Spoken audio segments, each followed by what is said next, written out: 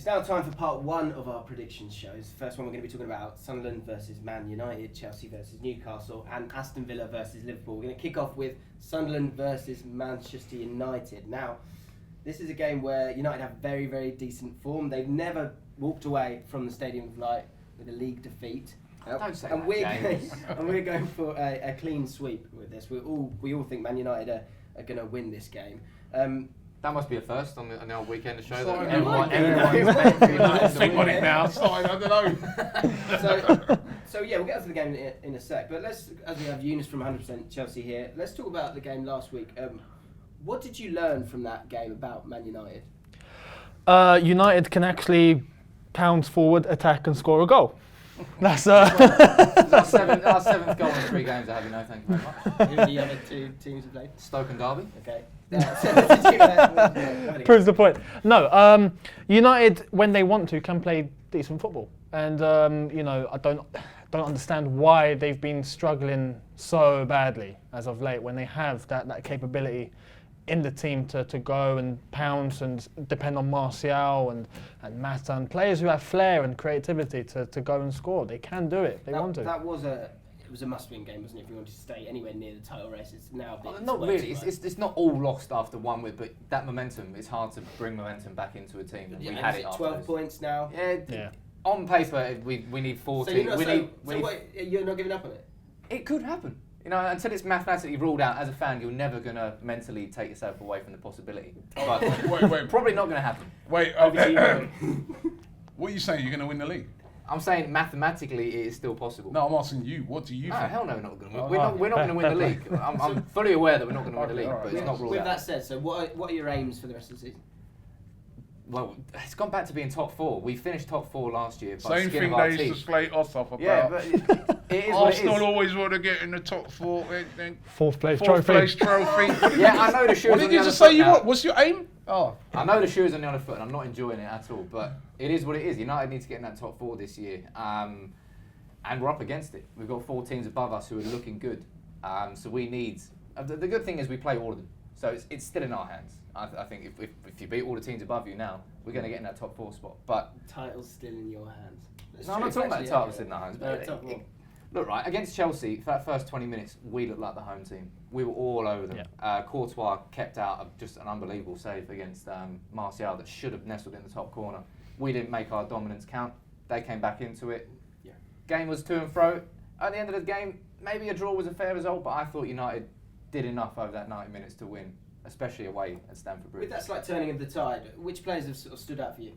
Anthony Martial is just so exciting to watch.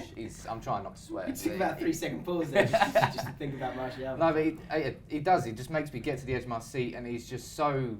He glides on the pitch, and he's so confident. What about Jesse Lingard? Jesse Lingard against Chelsea scored an absolute perler, up there for goal of the month, goal of the season maybe, but not that far. No, come on, it was a cracking goal. It was a good goal. It was a good goal. But during that game, he was pretty poor. And he was getting slated by a lot of United fans on Twitter, saw it happening, and then he pulls out a worldie, and everyone's like, "Oh, Jesse Lingard, Jesse Lingard." But right, so don't believe the hype so far. You know what it is. Football fans are fickle. They change results or goals. All of a sudden, make a player who had a 3 out of 10 become a 9 out of 10 on the player ratings. But Jesse Lingard deserves the praise he's getting this season, and it's good to see Borthwick Jackson and Lingard and these players from our academy genuinely coming and making an impact. Back to the game, like I say, we all think it's going to be a Man United win. Sunderland looking a little bit sturdier, and a good point last week against Liverpool. Obviously, a lot of things were happening there, but I think Defoe's crucial for them to stay up. Don't you think, Robbie? Yeah, I mean, what was he? Just below Aguero in the last 6 recent games. Yeah. He scores goals, and I think even though I've gone for a United win, good choice. I think that Sunderland will give them. They will give a lot of fight. I mean, their confidence must be up. Coming from 2-0 down against Liverpool, they played pretty well as well when they played City. There, very unlucky really to lose that game. So it's going to be a tough game. But I've been saying all along, United have got quality players.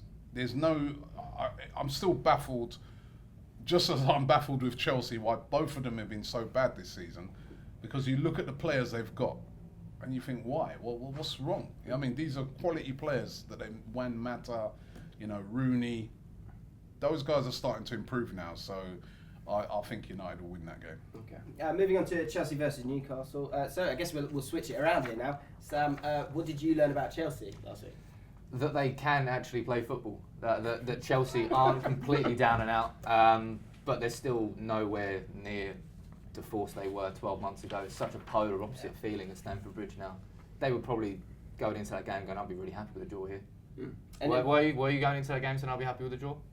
United? No, yeah, the United game. To be fair, yeah. To be fair, yeah. A draw isn't a disaster. Sorry, so moving around, like we did before. So, what are your aims for the rest of the season for Chelsea now? We've written off the league, pretty much. Yeah, that's done. Yeah. As Courtois said earlier in the week, the aim now is to just focus on the FA Cup and especially the Champions League. If we can go as far as we did and perform another miracle like 2012, then it's a successful season. But we have to focus on that. We can't get anything out of the league as long as we just try and make the top half of the table.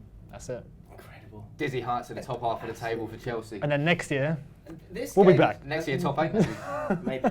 This game is actually a really interesting one because you've got Newcastle, who are still in the bottom 4, still threatened by relegation, but they are Chelsea's bogey team. No team has taken more points off Chelsea in the last 5 seasons than Newcastle, 13 points. And they're unbeaten in a good amount of games. How many games is it now? 10? 10. Yeah. But a lot of them have been draws, so they've been struggling in that sense. Newcastle also brought in Townsend and Shelby, I forgot his name for a second.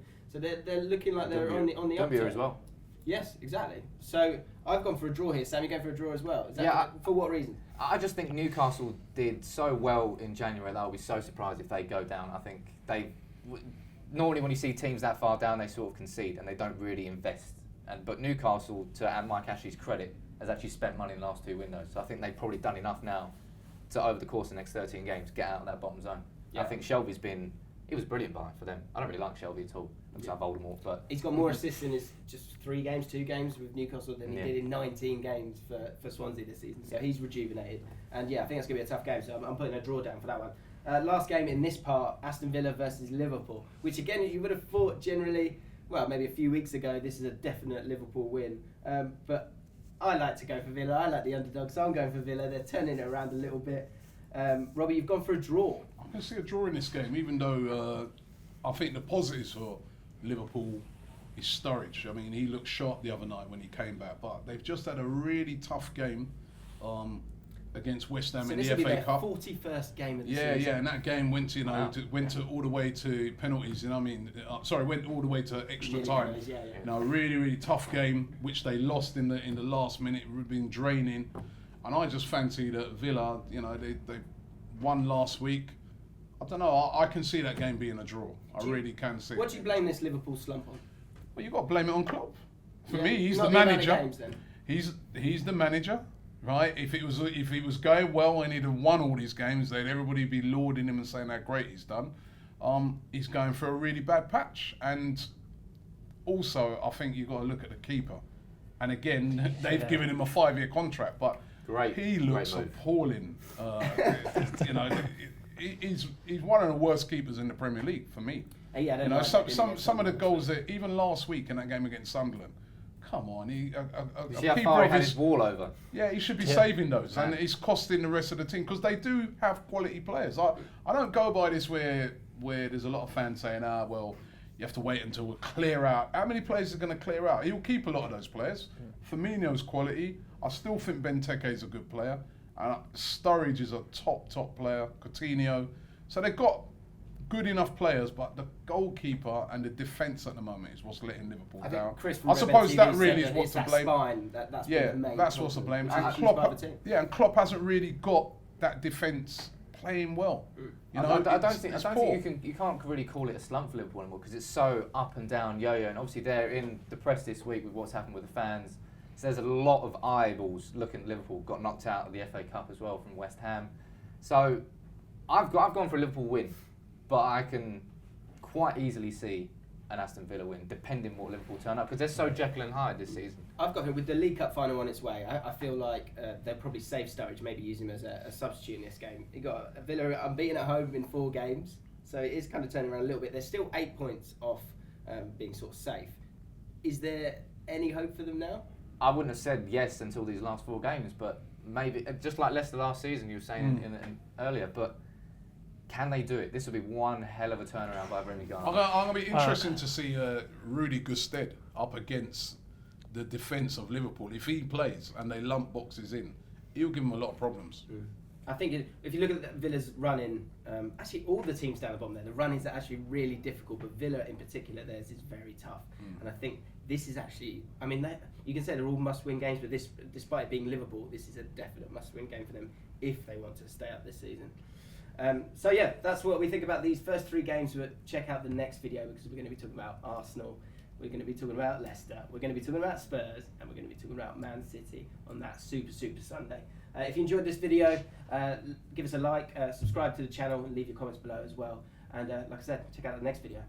You can stick your red roses up your arse because I love Tottenham more than you.